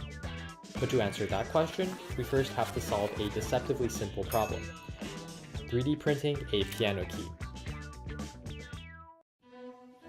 In a real piano, a key-specific touch and sound allows pianists to express different styles and emotions. But realism means having way too many parts to replicate, and while electric pianos have fewer parts per key to save money, they don't exactly feel the best to play. I needed something in the middle. To solve this, I looked to compliant mechanisms, which move using the flexibility of plastic and need no joints or fasteners. These are extremely common in plastic boxes and lids. Over more than 50 iterations, I used these constantly to solve issues present on cheap pianos. This 4-bar mechanism mimics the movement of a long lever on a real piano while staying compact, and is inspired by similar mechanisms on bike suspensions. When pressed, the key activates this lever with a compliant hinge, mimicking the weight and inertia of real keys when bolts are attached at the end. I also added these other sections to help with realism, like the spring, which creates a tactile bump to simulate the feeling of escapement, which is when these two components slide off each other in a real piano. But as I began to put these keys together, I noticed another problem: the assembly. See, most 3D printers print parts in layers, starting from the bottom, so hanging areas need supports to fight gravity. But if I print these keys together, the floating areas create supports that nearly double the filament and print time. Instead, after isolating each key, I added dovetail joints so different sections can print separately before assembling together. This allows me to customize the key cover without printing unique keys, and attach the weight lever separately so I can print it in a reflective white without needing a multicolor printer. After adding back all the keys, these dovetail connectors maintain alignment between the black and white keys, while extra connectors on the front, back, and bottom finish the assembly. While this brings the total to around 50 parts for a 12-note octave, it halves the filament cost and is still far less than the hundreds in an upright piano. Since piano strings are large and hard to design, I used a hybrid approach, combining semi-realistic keys with electronics. I used these IR sensors to measure each key's location based on the amount of emitted light that's reflected. Because reflectivity changes with color, I printed the hammers in white to create the most sensor response. Then, with filtering and some math to calculate velocity, I can generate MIDI data, which feeds into a synthesizer called FluidSynth to produce music from high-quality samples. Normal pianos only compare when a key passes 2 specific points, but I went for this approach to get more detailed data. The downside is that the sensors require calibration for environmental and manufacturing differences. Next, I needed a circuit board for my electronics, so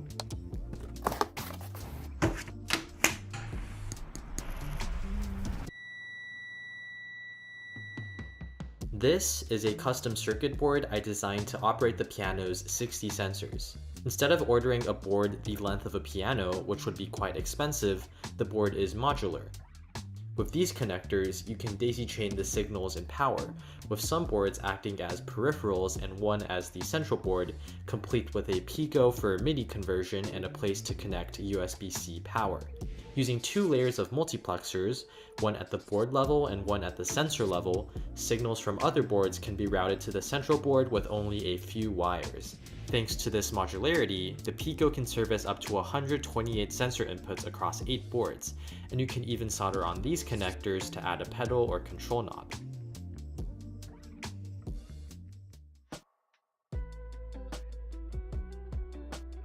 Now, all that's left is to assemble the piano.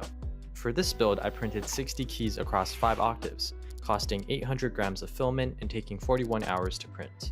Each key needed a weighted hammer and key cover, requiring 660 grams and 22 hours to print, and over 100 bolts and 300 nuts. The main assembly is made of 60 connectors along with additional spacers in the bottom, front, and back, requiring an extra 470 grams and 15 hours. Finally, I just needed to install the circuit boards, install each octave, and put on the front and back covers, and the piano is done. So this is the part of the video where I was supposed to play the piano, but since I just got back from a convention called Open Sauce, I thought I would share what people played at my exhibit.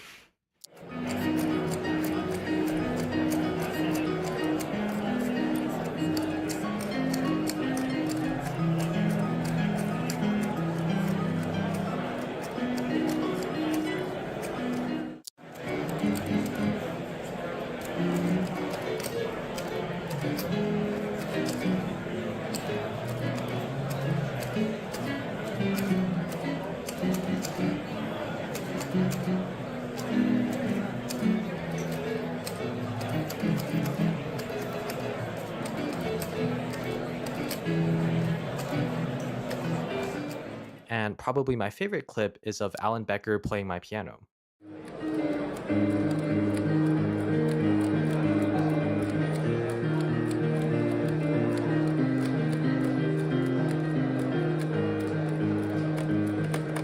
Oh no.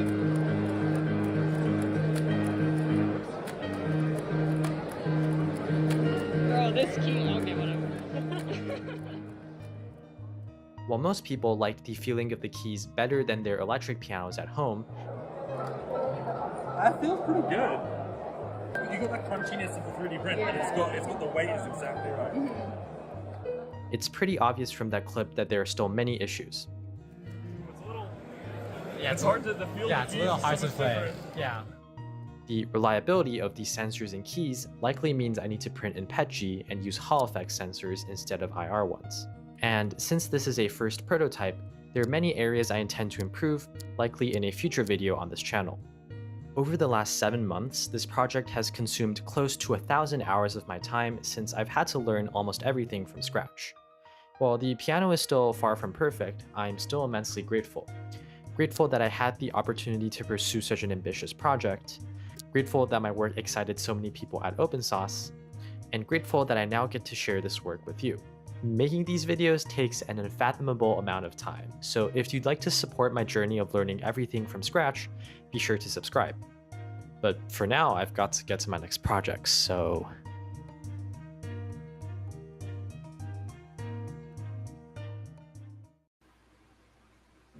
Oh, they should give you a scholarship for anything you want to do, you smart little genius. We saw some great engineering in those last two.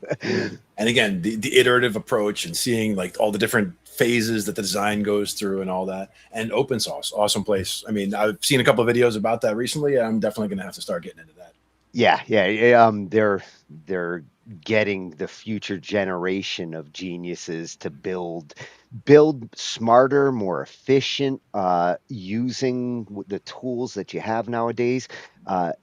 These minds we just looked at in these last two videos, it's not just their ability to visualize it, it's to connect the dots, and I need this equipment, and it needs to fit in here, and breaking up the circuit boards there.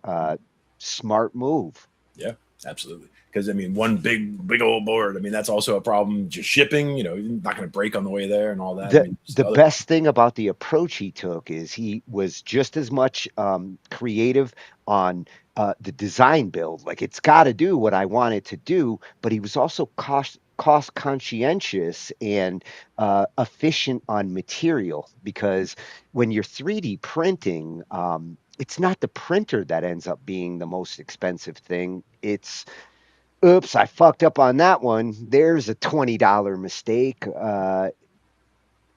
You gotta learn the cost of the material. Yeah. And again, that's one of those things where combining passions, like, doing your 3D printing, but also maybe you like wood carving or whatever. And you could, like, carve wood for the weight and not have to, have that. And then, that would be nice and cheap as far as material goes and all that, and have some good mass to it for the action, and then the plastic for the covering, for example. Yeah. If you're going to build things like this, being good with wood, being good with metal, and having a great molder of plastic, or in some cases a sculptor, because there's two types of printers out there. There's the ones that feed in raw plastic and shape it, and then there's those that are like, here's a block, now carve out a statue. Yeah, exactly. Take away everything that isn't part of the statue. Yeah, those aren't as popular because there's a lot of waste afterwards. But with plastics nowadays, recycling it. Okay, I'm going to take that waste and I'll put that in the other printer. Yep, exactly. Making feedstock. Yeah. We definitely got a 3D printing night coming up, and at DV. TLS for the dovetail design. I loving what you're doing here. You're off to a great start. Absolutely. Love it. Yeah. I like those do-it-yourselfers. I can. Weird. I can do it on this screen, but when we're in the Restream, we do need to talk because I need to see Glenn. The question is, if you go back to the other screen, are you reversed still, or is it, or does it go back to the other way? No, probably not, because when I do it, it sticks between scenes. I thought of doing that earlier, but I was like, oh no, I'll fuck up while we're playing the video if I try to do that. They're going to need to fix a button. That's all right. We'll get it. We'll figure it out later. Hey, well, we got through the episode. I knew going in these new things. I hate new buttons when I'm going in live, and I appreciate the upgrades they're doing, but I don't want to hit the wrong button. Right. But that's all right. Yeah. Well, a 3D printing night. Scott's interested in it. I know if they can get it, like, in a consumer range, which they are trying. There are like 1,500-ish up printers made by HP and companies you already know, but they're small, and just like with the inkjet printers, you pay out your ass for that ink when it's plastic. That's the main thing. Like what you were talking about before, when we get to the point where you can take just, scraps from your other projects and feed it into the printer, and feed, so they can just do its own chopping and making of the filament, for example, that would get you to a good place. Yeah, you got to be using the certain kinds of plastics. It's not like you can just take anything that's plastic and melt it. And, ooh, I got something for the printer. It doesn't work that way. Plastic covers a lot of ground, as far as there's a lot of types of plastic out there that have a lot of different ingredients, and certain types are good for certain things. Yeah, not strength. And not all of it is actually recyclable when it comes to these things. Exactly. Yeah. But we'll get that 3D printing night set up. Been going down that rabbit hole for the last 6 months because the prices have changed and the options have changed, and I do want to see where the price range falls nowadays. Well, not only that, but when we look at things like what we've seen coming up with AI just in video generation, for example, we could use AI to generate video to then create a character that we can then feed into a 3D model to then print out. So you can use AI to create characters that you can then make physically in the world. So it's like there's several services already out there where you send them a 3D model and they'll print out, and that's probably somebody who does have one of those kick-ass printers, a few of them, and does it on demand per order. Exactly. And that would be the way to do it. I mean, that's the way to afford a machine like that is you get the machine and, you put it out on, Fiverr or whatever, you figure out a way to get it, get to the community that's looking for the things that you're trying to make. Yeah, that's what me and Scott were talking about. If it can pay for itself, I don't mind buying it. Yeah, exactly. And a 3D printer would be the kind of thing that could do that, even if it's just, like I was saying before, like silly promotional materials would be a way of, whether it could be guitar picks and things like that. That's. I think where it really benefits some the most are these engineering guys, the ones who are like, you know what, I need to build a new part that's never been built. I need to fabricate it and let's see if it works, and let's make some changes. It serves these kinds of users the most. Yeah, and especially when he was doing the design of those keys and talking about the fact that there's that escapement part where like you can feel when you're pressing down a real piano key, you feel that one change. And when you talk about it, it's like, I always noticed that, but I never, really registered it, I always noticed it on my piano. When I play this, I don't feel that. Exactly. And that's and this one tries to feel like it because it's weighted. But I don't have that hammer action, that kind of kickback. Exactly, and that's what he was trying to replicate. So he was just starting from a clean slate, trying to get that feeling, and you went through several iterations and found something that approximated that feeling, which is great. He is going to get the attention of some of the keyboard controllers and builder manufacturers out there. He's going to get some attention for that. You go, boy. Good stuff. Love it. Yeah. So we'll be back next Thursday. We might have a special interview for tomorrow night. Ange is cooking up all sorts of things, and we've got some really cool new stuff that's going to be coming. Cole is brewing a whole universal idea, and we got some sneak peeks this week on that. This is why you're going to want to check out the patreon.com/Angified, because there's going to be some cool exclusive stuff over there. Nice. Always a pleasure. You've gotten a sneak peek at a few too. Only a little peek. You're lucky you got big eyes. Yeah. And also, I don't give out spoilers. You're not Tom Holland.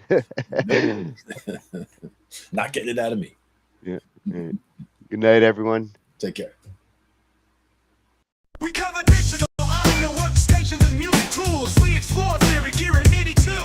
How to arrange, compose, and the art of arranging. Taking a look at AI and how the times have changed. On a PC or a Mac, and even with a mobile device, we'll be talking about it all every Thursday night. From software to plugins and synths that entice. Dive deep into tech and let creativity take flight. Talkin IT. We're talking IT. Come and join in and have some fun. It's highly educational with a lot to learn. From bedroom producers to seasoned pros, we're breaking it down so knowledge grows. Whether you're a DJ or a beat making wizard, we got the tips and tricks to make your sound sizzle. Mixing and mastering, that's our jam. With the tutorials and tips on how much RAM. Get the best quality from your setup and gear. Tune in every week and lend us your ear. We're talking IT. Come and join in and have some fun. It's highly educational with a lot to learn. We're talking